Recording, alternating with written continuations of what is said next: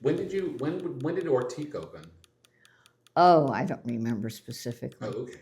But I mean, they had all these friends. I mean, when in 1970, all right, so we started in 64. Mm-hmm. In 1972, they said that the president and the next in line or whatever, two people could definitely go. Go where? To an ORT conference convention, huge convention in Israel in 1972. And you could have 3 delegates. And we would pay, it was $5.95 round trip, including hotel.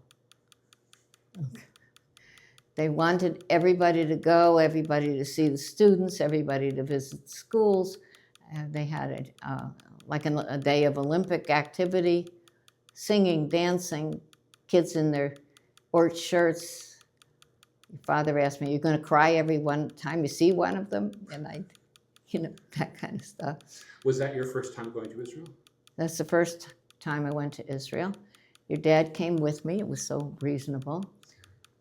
How often did he go back? I'm not sure. Okay. That wasn't his first time going back since 50, though, was it? I think it might have been. Oh, okay. It might have been, which was an interesting trip. Why? In 72? Yeah. Because he was visiting his father. Yeah. His father had every day planned an annoying, discussions or try on all my shirts, try on all my jackets, try on all my hats. We had a reception at the Knesset. Abba Eban was the keynote speaker. He came, where everybody got all for puts. Yeah. Your father came in shorts and a T-shirt to tell me he wasn't coming to the cocktail party and reception and speaker.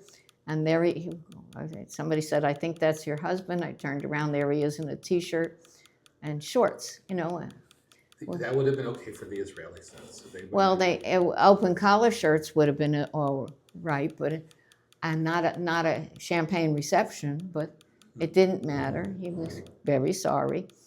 And the trip went from school to school to school. And he made a suggestion at one of the schools about safety glasses, and they said, okay. And whether they did it or not, I don't know. We stayed an extra week, and we saw all his friends. And they hosted us, and they wanted to serve us dinner at 10 o'clock at night. And we would go at 3 o'clock in the afternoon starving for pastry, Viennese pastry, somewhere in Tel-Aviv. And we stayed in a hotel under construction, the Diplomat Hotel in Jerusalem. Okay. There was construction going on all of the time, but it didn't bother us. Most of the day we were out, being taken all these places, or in meetings, lots of meetings. And what was I going to say about that? Oh, I'm drawing. Was it summer or fall or spring? I don't remember.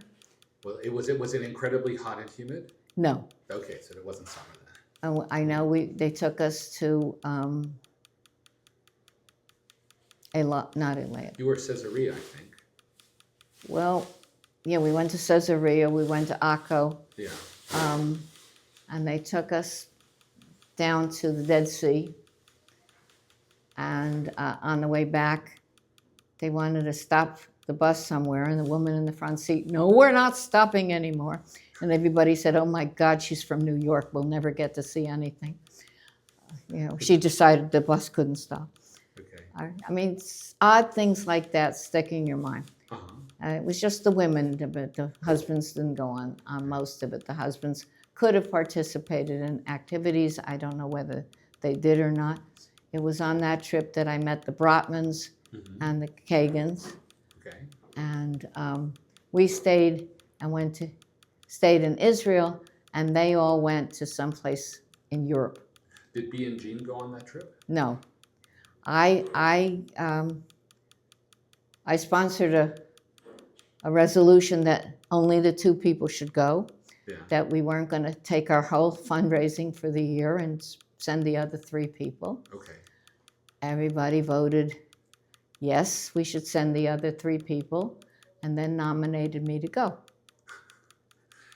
And they didn't nominate the other 3 to go? Well, they nominated the other 2, and I'm sort of, Sally Fisch went, Okay.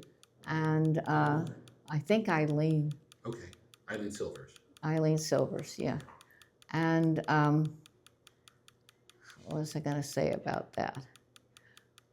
Oh, I met Nomi and Dad's cousin Benno, Okay. and he was married to Nomi. And we talked about the fact that I think the Russians had just come. Does that make sense? There might have been Chronological. some early Soviet immigration in the 70s. Yeah. Yes. And Nomi told us, she was a teacher, and she told us how she had students who thought it was unfair that they were getting housing and food, and that their parents didn't have that kind of support. Yeah. And how she was dealing with it. That was very interesting. I liked her very much. And I wanted to go. Dad and I had gone on it wasn't an overnight, a 1-day trip to Haifa. Mm-hmm. Okay. And I wanted to go to Eilat. I have no reason to go, but I wanted to go to Eilat. Yeah. And your grandfather said he can't go. And your father couldn't go. Yeah. And I told that to Nomi, that I was very disappointed. And she looked at me like I was a baby and said to me, tell him you're going on your own. Yeah. So I did that, and it worked, and the 2 of us went to Eilat. Good. On the way to Eilat, we stopped at some Roman temple, Okay. and they were filming Jesus Christ Superstar. And when they said action, we had to hide behind pillars not to be in the movie. It's probably an Avdat, but yeah, I know where it's Nabatean, and also I know where that is. Okay, and we didn't know it, that they had 2 levels for the tickets. Yeah. And we were the only 2 that were in the one where we could have a choice of meals. Oh, okay. And so they sat us away from the entire group at our own table for 2. Yeah. And we had choices of dinners. Okay. Well, everybody else got 2 choices, and we got anything on the menu. Okay. And they had just filmed the Kirk Douglas movie, Cast a Giant Shadow. Cast a Giant's Shadow. And so they had posters all over the place, but we never saw whoever it was.